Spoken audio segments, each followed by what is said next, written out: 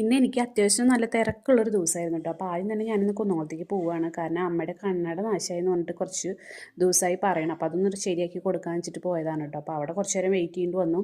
പിന്നെ അച്ഛൻ്റെ കണ്ണട ഒരു കാല് പോയിട്ടുണ്ട്, അത് ശരിയാക്കി തരുമെന്ന് ചോദിക്കാൻ പറഞ്ഞു.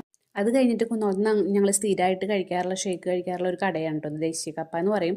ഇത് കുന്നോളത്തെ പഴയ ബസ് സ്റ്റാൻഡാണ് കേട്ടോ. അപ്പോൾ അതിൻ്റെ ഓപ്പോസിറ്റാണ് ഈ കട. അപ്പോൾ അവിടെ നല്ല അടിപൊളി ഷേക്കൊക്കെ കിട്ടും.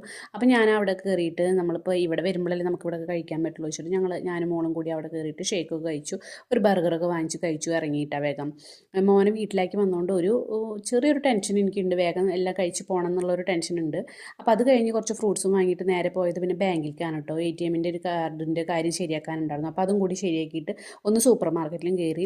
ഒരു നോൺ സ്റ്റിക്കിൻ്റെ പാത്രം തപ്പിയിട്ടാണ് കേട്ടോ ഞാൻ ഈ നടക്കുന്നത്. പക്ഷേ ഞാൻ വിചാരിച്ച പോലത്തെ ഒരു പാത്രം അവിടെ ഉണ്ടായിരുന്നില്ല. അപ്പോൾ ഞാൻ അത് വിട്ടിട്ട് കുറച്ച് സാധനങ്ങൾ വാങ്ങിച്ച് വേഗം വീട്ടിൽ വരുമ്പോഴേക്കും നമ്മൾ അടുത്ത് വീട്ടിൽ നിന്ന് കുറച്ച് പലഹാരമൊക്കെ കൊണ്ടുവന്നിട്ടുണ്ടായിരുന്നുണ്ട്. അവിടെ ഒരു കല്യാണമൊക്കെ ഉണ്ടായിരുന്നു. അപ്പോൾ അതും കഴിച്ച് സ്വസ്ഥമായിട്ട്